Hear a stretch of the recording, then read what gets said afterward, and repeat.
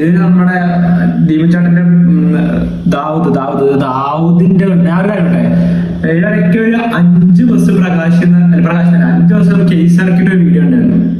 ആളെ മൊത്തം 5 ബസ്സല്ല 50 ബസ് ഇറക്കിയാലും ഈ ഒറ്റ ബസ്സിൽ ചേസ് ഇറക്കിയിട്ടുണ്ടായിരുന്നു.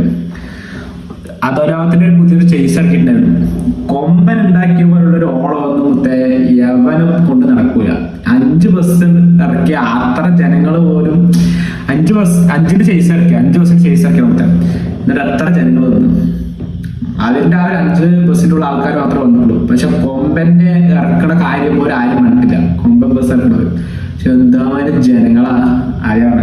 അവിടുത്തെ ഒരു കാര്യം ഞാൻ പറഞ്ഞേക്കാം, ദീപചേട്ടൻ ഒരു അംഗത്തിലുള്ള പുറപ്പാടാണെന്ന് തോന്നുന്നു. കാരണം ദീപചേട്ടൻ കൊടുത്ത ബസ് ദാവൂദ് ഇപ്പൊ കളനയിൽ ഇറക്കിയിട്ടുണ്ട്. അതേപോലെ തന്നെ അധോലോകത്തിന്റെ ചേസ് ഇറക്കിയിട്ട് പ്രകാശിൽ വിട്ടിട്ടുണ്ട്.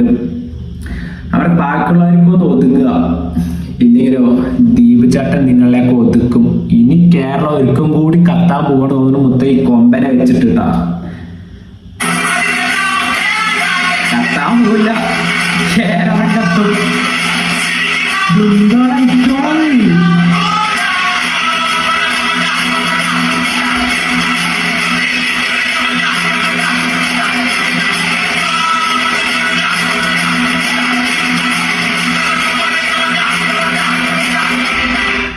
രണ്ടാമത്തെ കേരളം കത്താൻ പോവില്ല, കേരളം കത്തും.